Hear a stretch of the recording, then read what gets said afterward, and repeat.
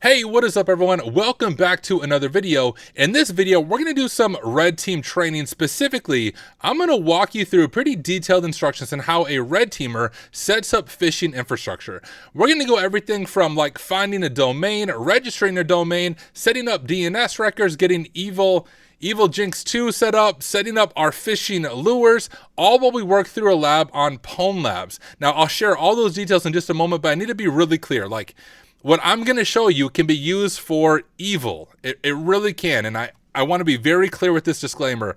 Do not do any of this unless you have written consent, like you're targeting an organization as a pen tester, as a red teamer with written consent. Do not use these powers for evil. And that's kind of the crazy thing about pen testing cybersecurity.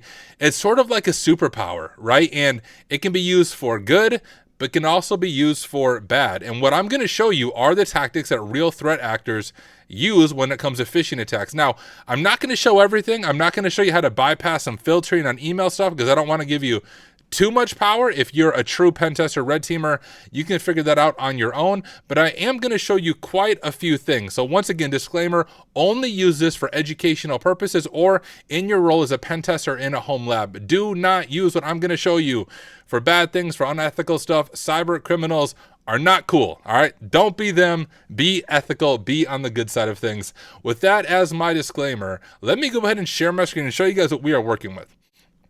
So first, we're going to work through a lab on Pwned Labs to do a lot of this. Now, if you've never heard of Pwned Labs, you need to check it out, pwnedlabs.io. What pwnedlabs.io is, it's sort of like Try Hack Me or Hack the Box, but all focused on the cloud. So they have a bunch of labs that cover AWS, Azure, and GCP in very realistic environments. And the cool thing about each one of these labs is they have full detailed walkthroughs. So even if you're brand new to the cloud, you can follow along with the walkthrough, take good notes, and you'll be able to learn your way through it. One cool thing they just released, I want to show this off since I'm, using their platform for this, but they have cyber ranges. Now, I can't show you this because I don't want to show you the flags, but the first cyber range that came out is called the Thunderdome, and it's a red team environment where you have to compromise Azure, AWS, and GCP as you work your way up through Thunderdome, a total of 9 flags, very real world kind of enterprise environment, and everyone with premium access to Pwned Labs get access to this, and to get a premium account at Pwned Labs is only $200 for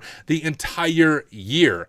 Now, if you've ever looked into cloud pen testing resources, you know how incredibly affordable that is. So hey, if you haven't checked out Pwned Labs, would encourage you to check it out. But the lab that we are going to be working through is a premium lab. So they have a bunch, I think over 40 completely free labs that you launch and you can work your way through. But this one is a premium lab. So if you want to follow along, you need a premium Pwned Labs account. But if you don't have one, that's fine. You can kind of live through me and I'll share with you the full steps as we work our way through this. Now, if you're new to Pwned Labs, here's the way to find the lab. I'm logged in right here. I'm just going to click latest labs. And here it is, bypass Azure MFA with Evil Jinx, and we will click start pwning, and we're going to go ahead and turn this lab on. Now, I'm going to go ahead and check out chat, make sure I'm not missing anything. All right, everyone just saying, hi, what is up, y'all? Nefo said, Thunderdome is absolutely awesome and the best I have ever done. That's cool. That's good to hear. Yeah, honestly, the Pwned Labs team killed it on the Thunderdome. It's such a cool challenge, super unique. I've never seen anything like it in all the other platforms. Looking over at LinkedIn chat, let me actually check my phone, make sure I'm not missing anything here. Mana said, is the recording going to YouTube? Absolutely. This will be on YouTube. I'll probably even break it up in a few different videos, but yes, everything you're seeing right now will be on my YouTube page afterwards, which I guess good self-promotion. If you haven't subscribed to me on YouTube, you should. If you go to youtube.com and then Tyler Ramsbey, this is my YouTube channel. So if you're watching on LinkedIn or if you're watching on Twitch, hey, I can encourage you to subscribe to me on YouTube. This is my primary platform. If you want to watch all my videos, YouTube is where it's at. You can see I have 385 videos, all of them very in-depth, covering different walkthroughs, different career advice, how to get CVEs, how to do security research. No fluff. I think what probably sets me apart from other content creators is I try to be the anti-influencer. And here's what I mean. I do coaching for free. I have an entire coaching team. We offer one-on-one services to people free of charge.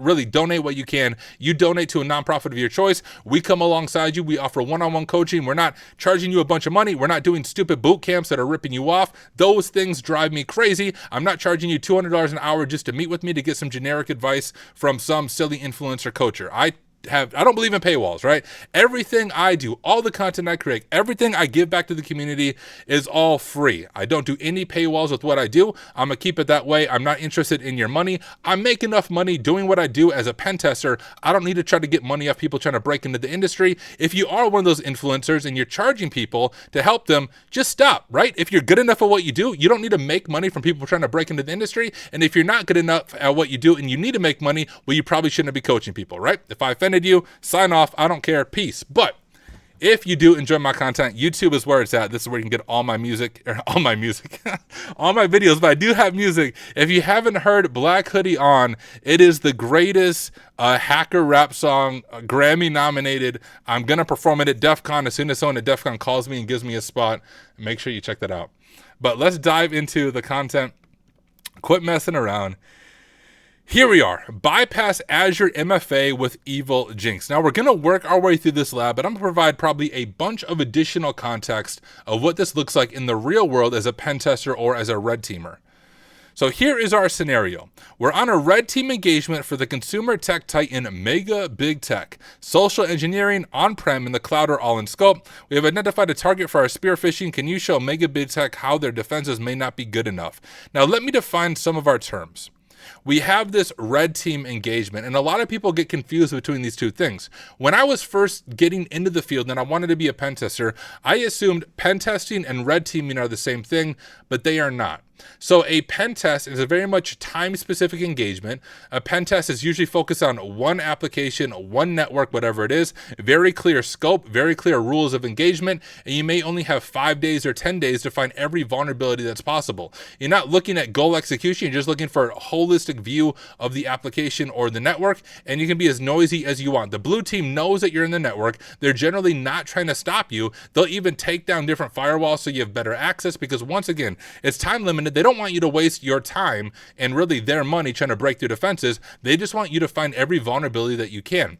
A red team engagement, on the other hand, is much more long-term. So a red team engagement can be a month, 3 months, 6 months, even a year long, where you emulate an APT or an advanced persistent threat or a nation state actor. And when you do a red team engagement, usually it's not focused on finding a bunch of vulnerabilities, but rather goal execution. So for example, let's say we're doing a red team engagement on a bank. The goal execution might be, can you make a fraudulent transaction or wire transfer? That's the goal that you need to get to. How you do it, they don't care. It's usually a mix of on-site social engineering with physical pen testing, a mix of web apps, externals, internals, gaining access, phishing, pretext calling, making phone calls, all of that stuff, all to get to goal execution. And so this scenario right here is emulating a social engineering for a red team engagement, which is why all these things are in scope. A typical pen test, not all of this is in scope, but now in a red team engagement, all of this is in scope, and social engineering is in scope. So I hope that helps define some terms for those of you who might be new to the field, new to pen testing, new to red teaming, to understand the difference between pen testing and red teaming. All right, so here are our learning outcomes. So we're going to set up and configure an Evil Jinx phishing server. We're going to capture login creds using it. We're going to bypass MFA, perform token abuse, a bunch of crazy fun stuff. We'll go ahead and work through this together. I promise I'll take it slow, and I'll try to explain the things that might be brand new to you for those of you who are new to the cloud. Let me go ahead and ban someone from Twitch who is trying to spam random stuff. All right, real world context. Evil Jinx, which you may have heard of it, is a popular and modern phishing framework. Developments of this framework has helped improve the detection capability and overall robustness of leading cloud platforms and SaaS providers who look to defend against this modern phishing tradecraft. MFA is often deployed, but this lab will show how even the smallest enablement gap can allow threat actors to gain a foothold in an environment. Container apps are a popular Azure service, and we will examine how we can use container app features to our advantage. The big thing I want to focus on, which I think makes this really unique, is setting up full real-world phishing infrastructure. So we'll go through this, and then we'll go into Evil Jinx. That's where we're going to spend most of our time. But here is our recon, which is something you do in a red team engagement. So we did recon. We found this Adrian Taylor, a Mega Big Tech employee who works as an Azure developer. And we also found that this is a valid email address. So we have an employee and we have a valid email, which of course is going to lead to phishing. Let's scroll down. As social engineering and phishing is in scope, as we already know that the target is using cloud, we can think to use a man-in-the-middle attack framework such as Evil Jinx, and we'll even open that and read through it, to phish cloud platform login creds. With Evil Jinx, a target can be sent a link to a phishing page. It looks exactly like the legitimate site. You guys are going to see this. It's crazy. They are wanting to access Google or Microsoft, etc., and so they entered their credentials. Evil Jinx is a reverse proxy. That's the kind of the keyword here. A reverse proxy that allows us to intercept communication between a user and legitimate websites, stealthily capturing login creds and even bypassing 2FA. In a successful attack, the target user gets logged in, and hey, so do we. So you can kind of see, we'll walk through this a little bit. Here is us, our attacker. We're in red here, right? We're going to send a phishing link with a legitimate pretext, like, hey, you need to fill this out right now. Our target clicks on the link and enters credentials into the phishing website, right? The phishing server authenticates with a legitimate service and prevents an MFA challenge to the user. So like legit MFA challenge from Microsoft or Google or whatever it is. And then we jump back over to the target completes the MFA challenge. So they put in, 1, 2, 3, 4, 5, 6, whatever the MFA code is.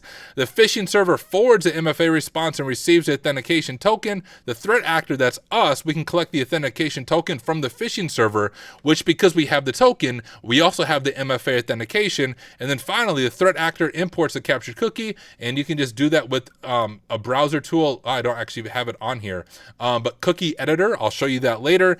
And we can do that to authenticate to the legitimate service and access the account, and therefore bypassing MFA and other restrictions that might be in place. Makes sense? I know it's a little bit confusing looking at this. It makes a lot more sense when we actually walk through all of this. So our Evil Jinx server needs to be accessible over the internet, and for this we can stand up a VM from any cloud provider. If the target uses Azure, which this target does, for example, then this cloud platform address space is likely to be allow listed, which is important, right? So if it's an Azure target and you can spin up an Azure VM, you're using a list of IPs that belong to Azure, so there's a better chance that you'll be allow listed and be able to get through. So it makes sense to set up an Azure virtual machine. In that case, we use a Ubuntu Linux EC2 instance. I'm going to show you how to use Kali. All right, let me show you some of the Azure stuff. So here is my personal Azure account, just what I use for sandboxes. I'm not going to show you how to set up an Azure account. It's like super easy to get an Azure account set up. And when you set it up, I believe you get $200 of just like free credit to use.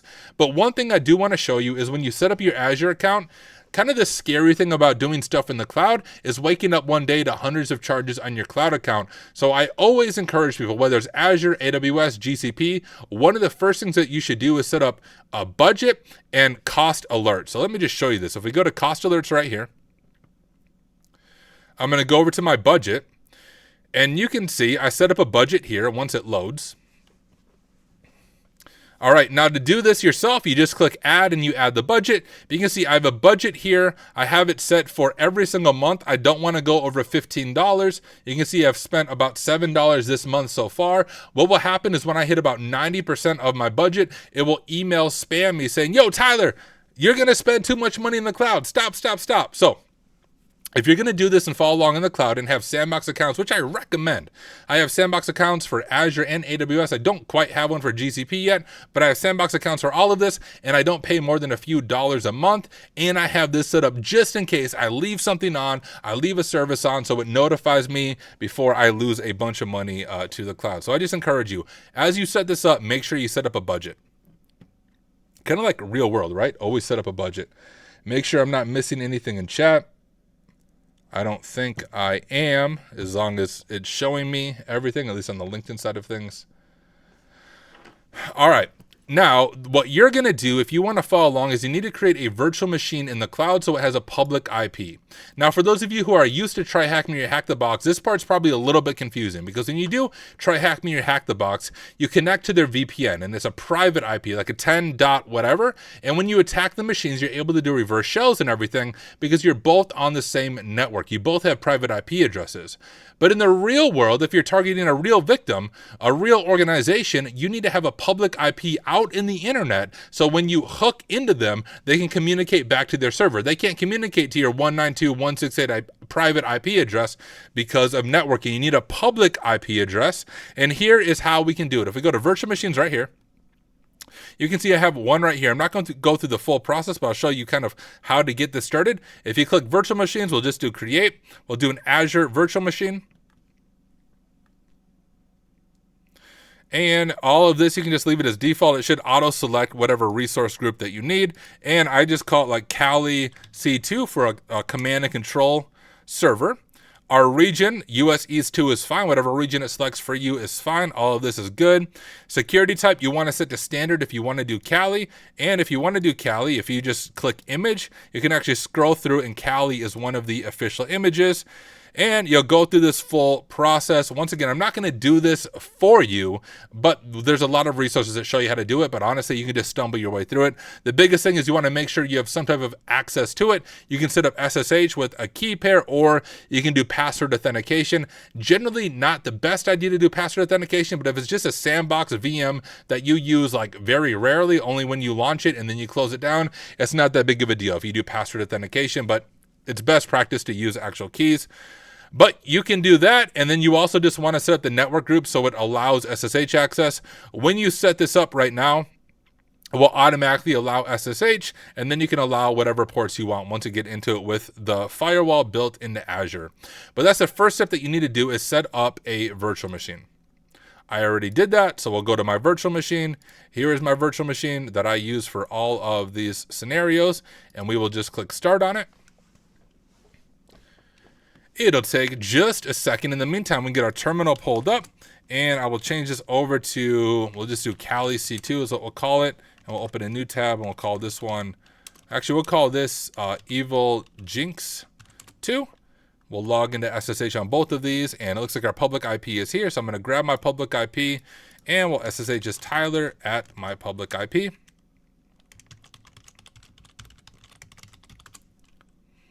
And I am logged in there, and SSH is Tyler at my public IP.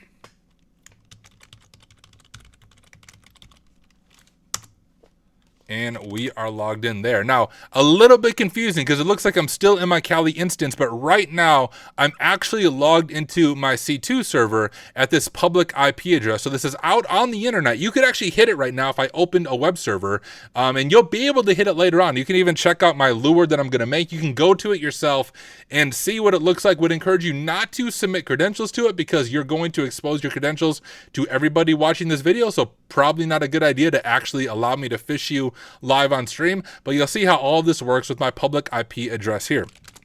All right, let's jump back to our lab guide, and this walks us through how we can do all of this. So after we set up our virtual machine, which we just did, you can use Ubuntu. I used Kali.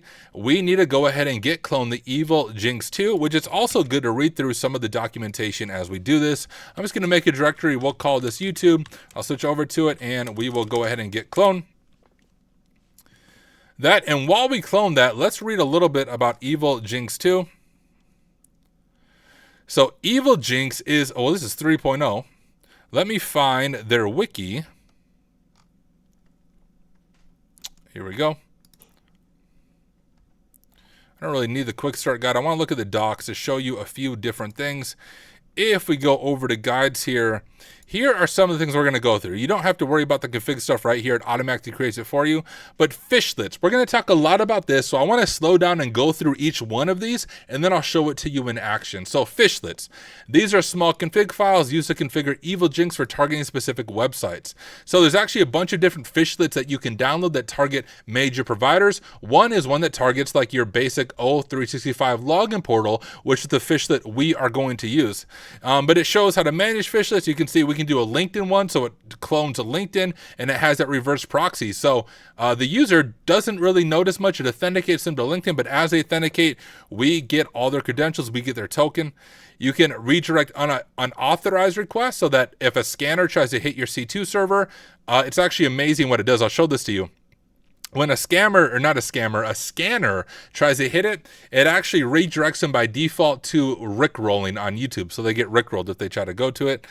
It talks about how to create templates and all this good stuff. This is kind of outside of scope of what we are going to do, but I just want you to understand fishlets are small templates that kind of serve as these pages, these landing pages for our victim to land on, and then it emulates these real world login portals. Lures are pre-generated phishing links. So as we create these templates, we will set up lures, and it will give us this IP here with this unique identifier right here. And then when we send our victim to this lure, that is what loads it. Now, if our victim just goes to this URL right here, they will get rickrolled. But if they go to this full URL, it will allow them to authenticate, and it will give them to our page, and it will set up the lure for them. We can pause these lures, we can unpause, we can change the host name, we can set redirectors, user agent filters. I mean, a lot of things we can do, but those things, once again, just for this simple demonstration, are outside of the scope of this. Redirectors I'm not going to talk about because we're not going to use those, but they act as landing pages to your phishing sites. You can kind of look at that yourself. Also zoom in a little bit. Sessions are cool. So once we get a valid user to log in our field, it will set up a session for them. It kind of reminds me of Metasploit a little bit when you look at your sessions. And when you look at each session, you can do session, specify the name, and it will go ahead and give you the full cookies from the session. Then you can load the cookies in. I was just telling you, using like cookie editor for Firefox, you load the cookies in, and then you have access to the website. And if they logged in with MFA, you also have their token for MFA. So you don't have to do their MFA, you capture their MFA, and you can authenticate as them to the website. Proxy, we're not going to talk a whole lot about proxy because we're not going to play around with proxies. I'll let you do that yourself if you want. Blacklist is something that's going to come in mind that I've already talked about a little bit. So unauthorized requests are requests made to the URL not belonging to any of the setup lure. So made to just the base URL, not a lure that is set up with that unique identifier on the end. It will be blacklisted so that scanners and things can't pick up your malicious website. And if you're targeting an organization for a red team engagement, you don't want the blue team to be able to go to your website. Instead, by default, you can change it to anything else, but by default, it redirects them to be rickrolling, which I just think is amazing. And if it matches the lure URL, but if we disabled or hid the lure URL, and there's different modes, right? So we can do blacklist all is the command. We can blacklist every single request. And this is useful if we want to stop all the scanning stuff. So one thing you do in a red team engagement is you set up your infrastructure, you blacklist everything for a few weeks or a month so that when scanners hit your website, they don't note it as malicious, and then you don't get pulled away right away by that Chrome warning saying, hey, this website might be malicious. We can do unauth. That means, hey, if there's not a valid URL, then go ahead and rickroll them. No add, block every request, but don't add the IP to the blacklist. And then finally, off, block unauthorized requests, but ignore blocking of IPs already stored in the blacklist, which is probably what we'll do since we're just setting up the lab. The blacklist file, commands that we can use, we'll get hands-on with all of this, but I'm talking a lot. I need a drink of water. All right, let's keep on going. We have Evil Jinx here. Now, if you want to get the binary, we can just use go. So cd Evil Jinx, if you don't have go installed, I believe it's sudo apt install go. Is it Golang like that, I think? Okay, nope, it's not a dash. There we go. I already have it installed, but we'll do go, yeah, go build is what it is.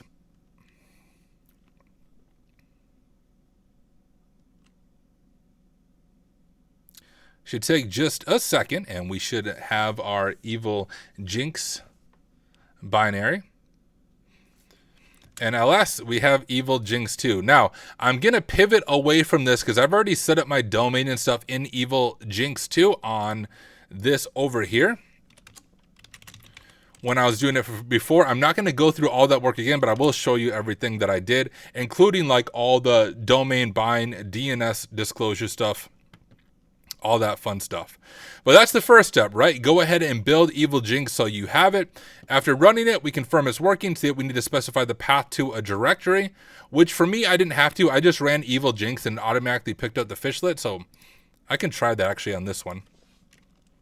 This is the one I just created. If I do Evil Jinx 2, you can see it gives us the example fishlet right here. That's one that's always there. The status is disabled. The visibility is hidden. And we are set up right here. That's everything it's showing you at that point in the course. Did my VM just really freeze? Hold up. Amazing. What a great time to freeze. All right, y'all, give me just a second. Look and talk amongst yourselves. I apparently need to restart my VM. And of course, it doesn't ever freeze when it's just like me looking at my computer, but when I'm live streaming, the VM is going to freeze. Give me just a second, won't take long. Boot up Kali again. The downside, and I really just need to add more RAM, guys. I don't know if you believe this or not. This computer I'm running things on only has 16 gigs of RAM, and I'm running my VM. I'm live streaming via OBS to 3 different platforms, and I'm monitoring all the platforms. So eventually my computer just kind of, you know, gives up is what happens. We'll see. Almost back in. All right, let me log in.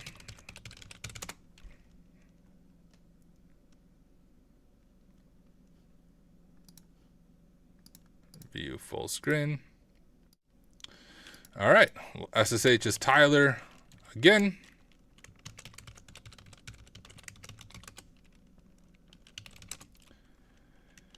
And I just want to open up another one as well. SSH is Tyler, that. All right, we'll call this, whoops, terminal, and this one, Evil Jinx 2.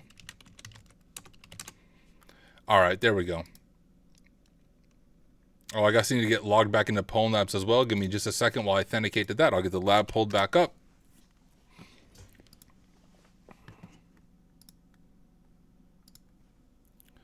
All right, we're back into business. Let me jump back down to where we were at. All right, that's our fishlets. Now, here's the other part that I know is confusing for those of you who are working through this. We need to configure a domain to use for our phishing campaign, right? You can register a domain if needed, which we are going to, which I did myself. I made a domain that looks quite legit and what you would use for a phishing campaign for only like $2. And I have a special trick I'm going to share with all of you how you can get super cheap domains that are effective for phishing campaigns. We also write Evil Jinx to the public IP, blah, blah, blah, blah. So first step is figuring out a domain. Now, there's a bunch of different services for this. I like Namecheap myself. And I'll go over to my dashboard and let me log into this real quick.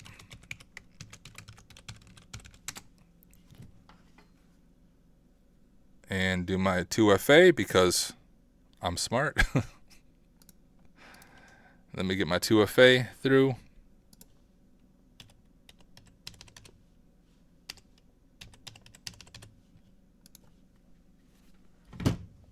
All right.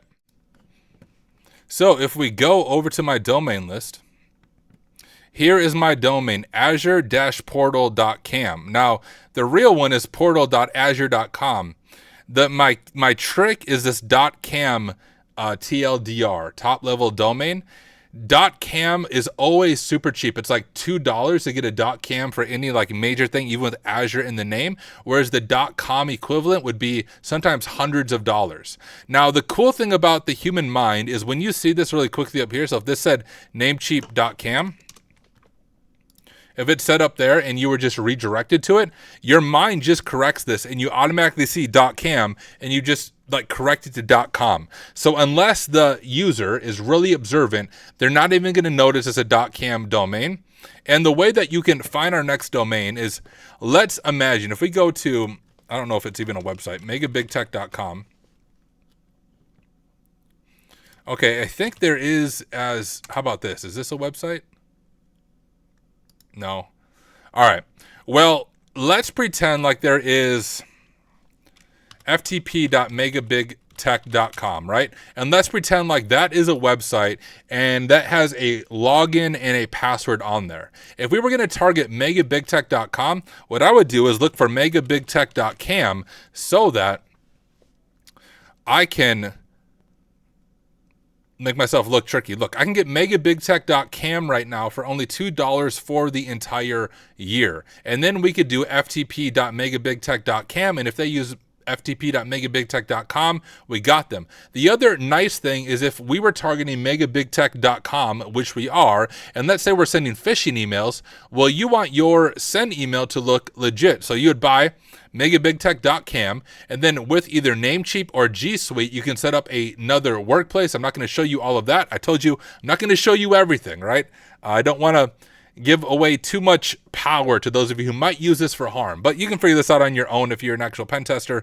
But you can purchase one of these domains. You can set up email with it like within 5 to 10 minutes, and then you can have like IT support at megabigtech.cam. This obviously isn't going to work. Well, okay, well, you can buy that. But you could send an email from IT support at megabigtech.cam, or we could send an email from Edrian himself. Let's say if we go up to our Edrian user here, Edrian.Taylor@megabigtech.com. Well, if we bought megabigtech.cam, we can send emails as Edrian.Taylor@megabigtech.cam to maybe his people who are underneath them, employees at the organization. It looks like it's coming from Edrian, and if they don't have good email systems in place, they're not going to notice a difference, and we are going to go ahead and compromise them. It's going to be quite tricky. So with this specific scenario, though, we know that we are cloning or trying to clone an Azure login page, which the real one I believe is portal.azure.com, right? Portal.azure.com is the real one. So in the lab they use aka-portal.azure.com. You can see that I used, if I go back to my account dashboard and go over to domain list, is azure-portal.cam. So once again, unless a user is observant, that might just trick them and they're not going to realize what they're going to. But we could try something else, right? So if we wanted to do, I don't know, megabigtech azure.cam. Sometimes the Azure domains won't allow us to register it. Oh, no, it does. Look at that. So we can get megabigtech-azure.cam for, once again, $298 a year. If we change it to .com, let's see the price difference. I mean, not big price, only $10 a year. So in that case, that's not that big of a deal. But I've noticed some domains where the .com is literally hundreds of dollars and the .cam is $3. And once again, human mind doesn't notice a difference as you register your phishing domains. But let me jump back to my dashboard. We'll go to my domain list. Here is my Azure portal. We'll go ahead and manage it so I can show you some of the DNS records as we dive into this. But that's the next step. You can register an account at Namecheap and purchase a phishing domain for like $2 or less to make it a little more realistic. We need to provide Evil Jinx with the public IP address of the VM or any redirector you have configured. Creating offensive infrastructure involving redirectors is outside the scope of this lab, blah, blah. We can reserve a public IP on our VM instance, which just means, hey, always keep this public IP. I think Azure might actually do that by default when you spin up a VM. I might be wrong. But I have mine that does that by default. So the way we do that is we just need to configure it. So I'm going to jump over to this. I'm going to go to the one I already set up before. But I'll still show you the commands. I'm just going to run Evil Jinx. There we go. So on this page, all you're going to do is this command, config IPv4 external, but you would do whatever your IP is of your Azure, which I realized I got logged out of Azure when my VM crashed. So let me just log in and make sure I don't phish myself. We'll go to a real Azure portal, not portal.azure.cam, right? All right, we'll go to my virtual machines. We'll go to Kali. And there's our IP, our public IP address. So that's what you're going to do there. You do config external public IP. I'm not going to do it because I already did it, but you would do that and hit enter to config our IPv4 for that. And then we want to config our domain, right? So this would be config domain and whatever domain you registered. Mine is azure-portal.cam. So azure-portal.cam. And that's all you do for that step. So whatever domain you registered, config domain, and then that portal. All right. We can use many of the phishes that are available online to confirm working with Evil Jinx 3. which is what we're going to do. Now, I've never done this Evil Jinx mastery course, but I think that shows how to build your own fishlets, as well as there are some things that just aren't public that make this a lot more effective in real red team engagements. But the Evil Jinx fishlet below, named O365 MFA, is designed to target Microsoft Office 365 services with a focus on bypassing MFA. It configures Evil Jinx to intercept traffic from multiple Microsoft domains, including login portals for Microsoft Online, Office, Outlook, and Live.com. The fishlet captures authentication tokens and credentials by mimicking these websites and logging post data for usernames and passwords. Additionally, it manipulates certain form submissions to force settings that facilitate phishing, like ensuring the Remember MFA setting is turned on, allowing access to be maintained even after the initial compromise. So here's what it looks like. And you can see there's a few subdomains we need. We need login, www, device.login, Outlook, and login. That will come up handy when we look at our DNS records. But what we need to do is just grab this. So I'm going to copy this, go over to Evil Jinx 2. This is my YouTube one? Okay, let me go to the YouTube one. You just need to go to the fishlet category, and here's our fishlet, and we can go ahead and wget that. And that will automatically add it. Now, if I launch Evil Jinx 2 here,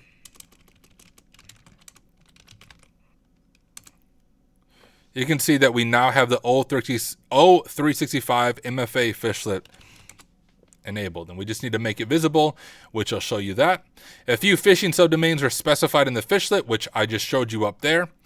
And we can go ahead and create a host records for them in the DNS management section of our domain. Your domain provider may look different. So in Namecheap, if you're following along in Namecheap, the way that we do this, let me go all the way back to my dashboard. All right. From our dashboard, we click Domain List. From here, we click Manage on the domain. We're going to go to Advanced DNS, and I'll show you. I'll keep this pulled up for those of you who might be following along on all of the records that you need. So we need an A record that just points directly to our public IP. We need an A record for CDN that points to our public IP. These are all from that fishlet, right? Device.login, login, Outlook, www. You can ignore this text record down here. I screwed up my TLS certificate at first, and I was trying to fix it, but I got it to work. But these are the domain records you need. So these A records, these hosts, all pointing to your public IP. Keep that pulled up just for a second. If you're following along, you can grab a screenshot of that. Otherwise, if you're watching after the fact on YouTube, you can literally just pause the video and make sure all yours are typed in.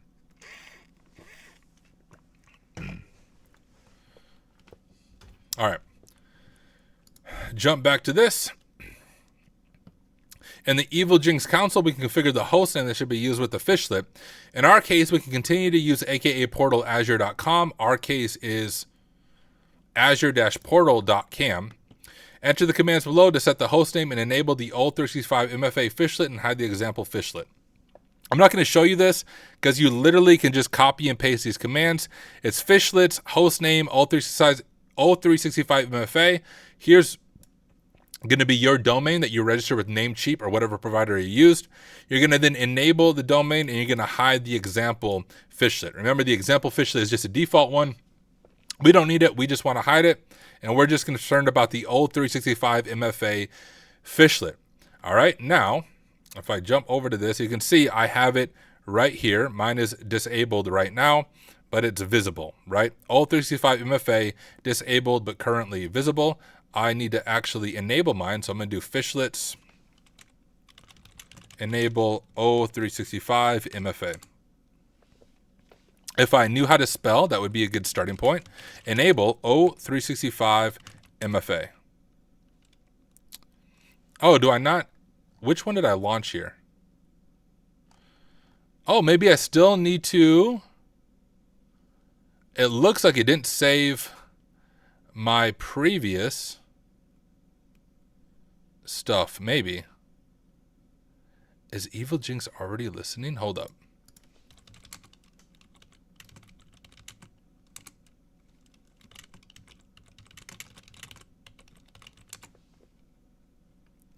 No, it's just that one.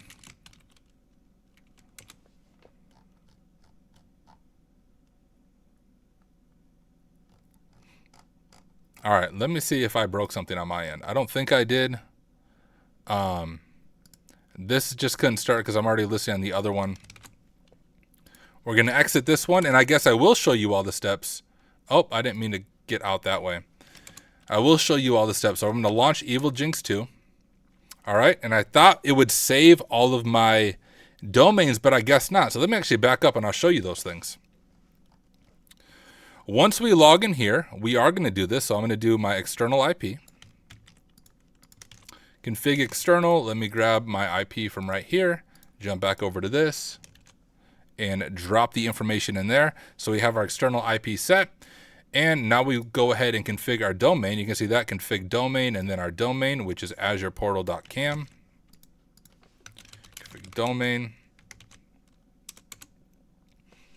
All right, we have that set up. And scroll down, scroll down, scroll down. I should be able to enable my O365 MFA one now. Phish lit. Enable O365 MFA.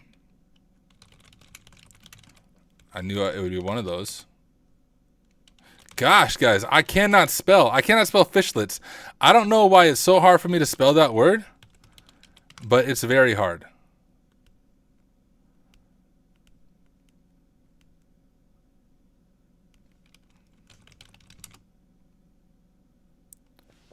Okay. Oh, maybe I should set the host name. All right, let's do that. Fishlets host name azureportal.cam. Frick, what am I doing? Oh, okay. Bet. I got you. Fishlets host name O365 MFA azureportal.cam. Boom. And now we'll do fishlets. It's in there. We'll do fishlets enable O365 MFA. Boom. Beautiful. So we enabled it. It set up all 5 TLS certificates, and it successfully set them all up. Good to go. Scroll through here. Now we're going to create a lure. So remember, the lure was like the unique phishing link for our victim, our target user to click. In this scenario, it's Adrian, but you can even go to, for those of you watching the live stream, I'll post the lure in the chat and you should be able to access it. So let's go ahead and do that. Lures create, and then just from whatever fish that we are. So lures create O365 MFA. If we go to lures, so I already have one right here, but we'll do, I think it's lures show one or lures get URL. All right. Lures get URL 1 and blacklist I'm going to turn off. All right. If you guys want, you should be able to access this. I'll drop it in the chat if you just want to see what it looks like.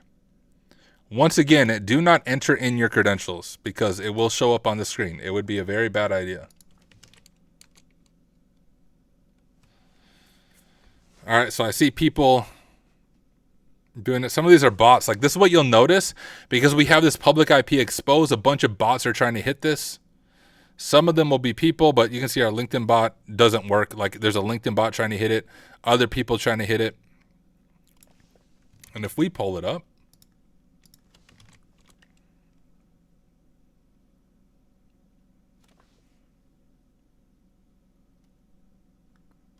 actually, I'm going to pull it in a new tab, new private window.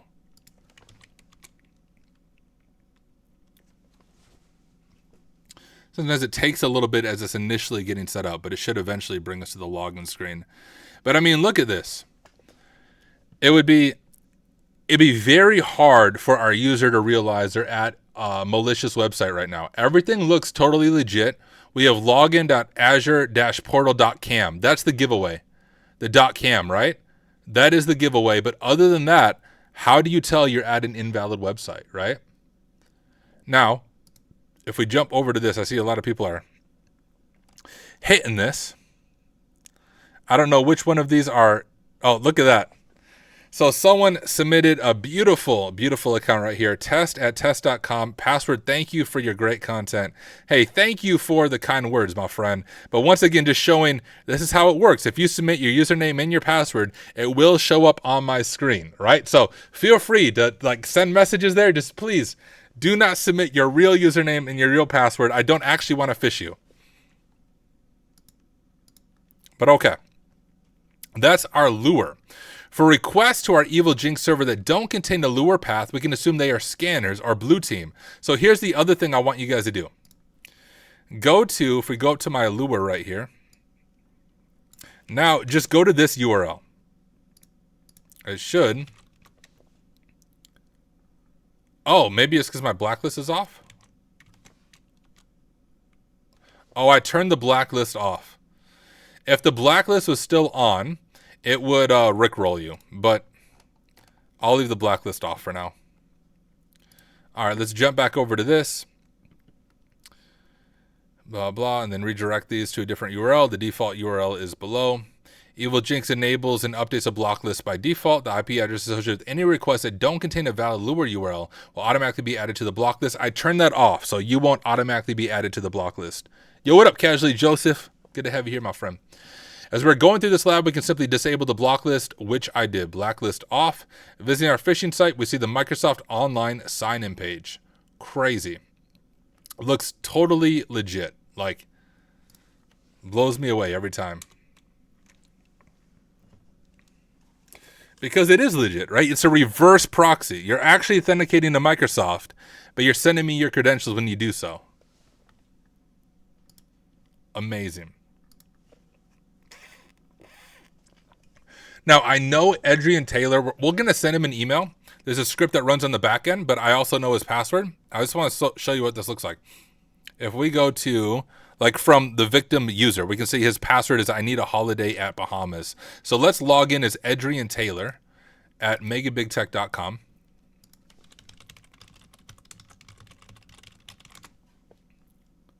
Right, and we will go ahead. Well, I can use any password. Super secure password. We'll click sign in. All right. Right, there it is. Username Adrian Taylor at megabigtech.com and password please subscribe on YouTube. But if we used a valid account there, it would actually authenticate you to Microsoft 365. You wouldn't see anything. You would be there. Oh, Dank Rainer said my VPN got rickrolled, so at least that's working. Okay, beautiful. You must be on the block list, so you got rickrolled. Amazing. But look at this. I mean, guys, it just looks so realistic. It blows me away how effective this phishing is through Evil Jinx. But we are going to send an email now over to Adrian Taylor. So I'm going to stop sharing my screen just for a moment while I authenticate to my Sandbox email account now. Give me just a second. No, I want to use a different account. hacksmarter.demo. Give me just a moment, y'all. And of course, I have 2FA enabled.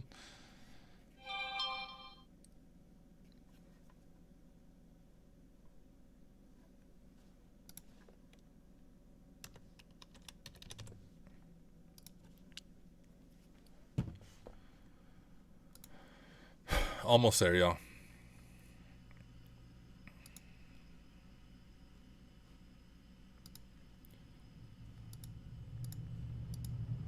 All right. We can send an email from my HackSmarter demo account now to adrian.taylor@megabigtech.com.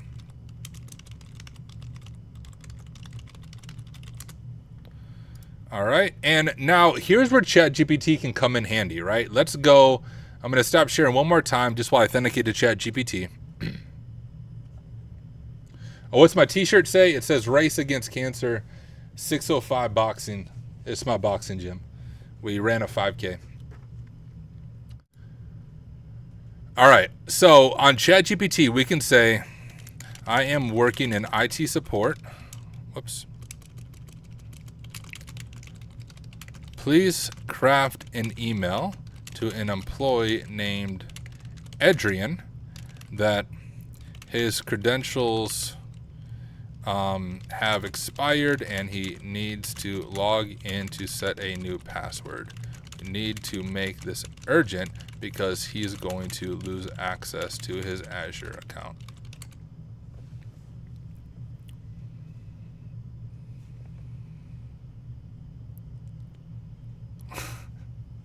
Right? Beautiful. Thank you, ChatGPT, for the phishing email. I appreciate it. All right, we'll just use ChatGPT.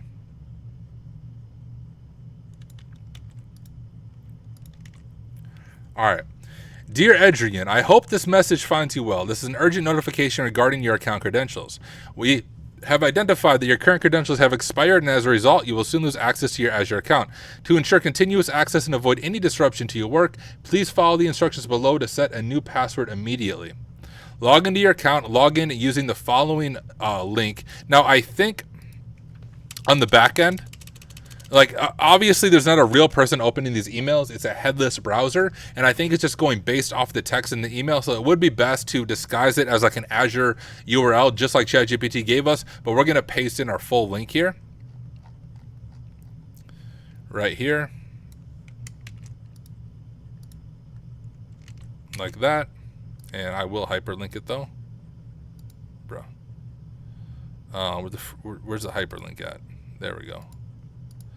Follow the prompts to reset your password and ensure your new password meets the required security criteria. This action is required to be completed within the next 24 hours to prevent any loss of access to your account. If you encounter any issues during this process or need further assistance, please do not hesitate to reach out to our IT support team at... Now, let's imagine I showed you megabigtech.cam is available. In a real red team or phishing engagement, I would have bought that domain. So you can reach out to us at IT support at megabigtech.cam. Or call us directly at, and then we can, do a phone number here.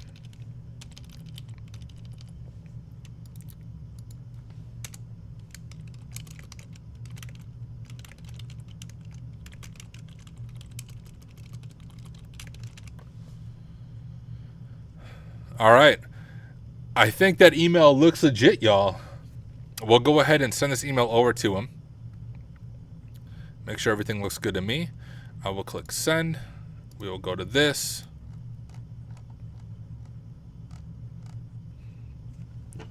We have an unauthorized request. What is someone trying to do?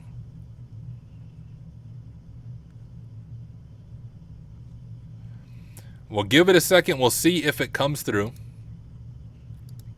Let's go back to this real quick. We'll see how they did it in the lab. Emails from IT that sound official demand compliance can be successful, which they really can be, and that's exactly what I did. Adrian, blah, blah, blah. GARS, Mega Big Tech IT. After sending the email, we find that Adrian clicked on the link and entered his username and password, and possibly also the MFA token if this is configured. We'll see. We'll see what happens.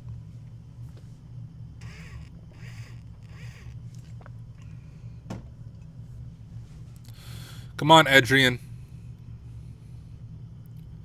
I believe in you. I don't think I broke it by doing it myself already with Adrian's account.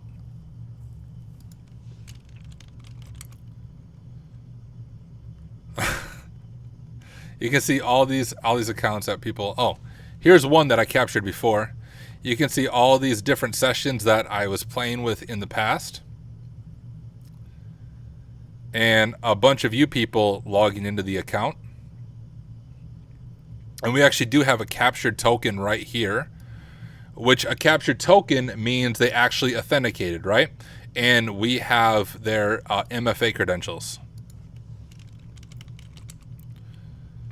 And it may be because I already went through this process once with Adrian. It's not gonna, like the headless script on the other end isn't gonna actually click it. I can show you what this looks like. If we do, I think it's sessions show. Let me check. Oh, just sessions and then the session name. So you can see with Adrian, we have Adrian Taylor at megabigtech.com. We have his password. His tokens were captured. We have his user agent. We have his create time. We also have his cookies, right? and we successfully pwned Adrian. And if we were doing this in a real phishing campaign, y'all, this is actually exactly how you would do it. Now, there's a few different things you would need to do to bypass email filtering, because like any enterprise email filtering system is going to probably catch first your fake email that you're sending it from, and hopefully catch your fake domain. There's a lot of things they check, like one is domain age. So when you're doing a red team engagement, I would register this domain, a month or even longer ahead of time, so it ages out. Sometimes you even have to set up a real website on the domain that looks legit, so it gets categorized correctly in DNS and domain categorization, and that'll help you bypass some of those filtering. But once again, way beyond scope of this, but in a real red team engagement, those are some of the things that you would need to do. The other thing is, although this used to work, y'all, this used to work to fully bypass MFA, Microsoft got smart and it doesn't actually work on Microsoft. Now I'm going to show you some different things that we can do to do some bypass MFA that's misconfigured. But the way you would do this, if this actually worked as it used to, which everything costs money, right? We're using the free version of Evil Jinx 2. You'll even notice this. It explains it right here. Microsoft has advanced detection capabilities because this was being actively exploited, and the free community version is easily detected. What Microsoft does in this scenario is to automatically trigger a re-authentication for the user if they detect that a login seems malicious, thereby invalidating the existing token and the provided MFA code. As the token is automatically invalidated, we are prompted for an MFA code even though we know the user's username and password. Other sites may have less detection capabilities, but here's the thing. If you do get the pro version of Evil Jinx, which is not an advertisement for that, I don't even have the pro version myself, because a lot of the things you need to do, you can manually create fishlets and evade this, but I'm not going to show you. Once again, I don't want to give you too much evil superpowers, but the pro version has more advanced evasion capabilities that would allow it to go ahead and get MFA without being detected, without looking as suspicious. But it's just like AV invasion, right? I get a lot of this on YouTube, which drives me freaking insane. So if this is you, let me just yell at you for a second. I have made like 3 or 4 videos like, hey, here is a reverse shell that bypasses Windows Defender. And like 6 months or a year later, the comments are like, yo, Tyler lied to us. Defender caught me. Well, no freaking crap. Like the moment I disclose to all of you, hey, here's a bypass to Windows Defender, Windows Defender is going to catch you. Your Windows machine, unless you disable it, has automatic submissions to the cloud. As you are doing stuff, it is detecting behavior, it's submitting it to the cloud, kind of like Virus Total, and it's only a matter of time until Microsoft Defender picks up on my bypasses, and then they are caught. Now, I have bypasses I haven't shared with you that I keep private because I know if I share them, they will go ahead and get burned and they will no longer work. So I just want to say that if you're looking at my AV bypassing videos and you're like, Tyler, this doesn't work, it's because you're trying it 6 months after I released it. AV evasion is a cat and mouse game. As soon as that works, the AV vendors are on top of that and it will get detected if you are using it regularly. And if you're like me and make a whole YouTube video about it, same with this. Evil Jinx was being used by real threat actors to bypass MFA, and Microsoft, thankfully, I say this thankfully because I don't like threat actors, but Microsoft thankfully was able to detect that and says, hey, even if you use that token, we can detect that this might be malicious and we're going to require you to re-authenticate to Azure, and you're not going to be able to bypass MFA using this current method anymore, which is also one of the reasons I felt comfortable making a YouTube video on this. If this truly fully bypassed MFA without needing to do anything else, I'd be a little more concerned about making a YouTube video showing everybody how to do this. Still, this is powerful stuff and also shows you need MFA enabled. If you are at an organization and your organization still doesn't require MFA, bro, take this video, bring it to the CIO's office and say, require MFA. Otherwise, threat actors are going to do this exact thing. And if you don't have MFA, they don't need the pro version of Evil Jinx. They're just going to absolutely pwn you with your username and password and get access to your environment. And here's the other crazy thing, y'all. We have his username and password, right? We know his password is I need a holiday at Bahamas. So we can actually try to log in here. Let me go to, I'll go to my private window. Adrian, I don't even remember the dude's name. Whoops. And then we grab his password. I need a holiday at the Bahamas. Whoops, gosh, click the right thing, Tyler. Right, we are stopped because of MFA. But here's the thing. In a real red team engagement, megabigtech.com, we would perform some pretty massive enumeration of megabigtech.com, all of their infrastructure, every login portal that they have. And here's the thing.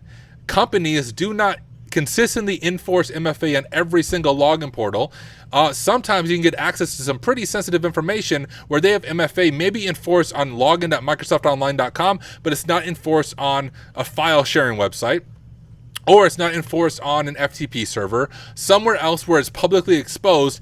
And like most human beings, Adrian.Taylor, like many, if not all of the employees at your workplace, practice password reuse. This sure does not look like a randomly generated password from a password manager to me. So if he's using I need a holiday at Bahamas as his password, I guarantee you Adrian is using this password at multiple places around the environment. So even though we're stopped by MFA here, I guarantee you we could password spray this beast across different services and get access to the environment. So if you enforce MFA, make sure you enforce MFA consistently across the entire environment on the red team side of things. Anyone else trying to log into us? A few people. All right, let me go ahead and close down our infrastructure right here. And there we go. That is how we set up MFA, or not how we set up MFA. That is how we register a new malicious domain with Namecheap.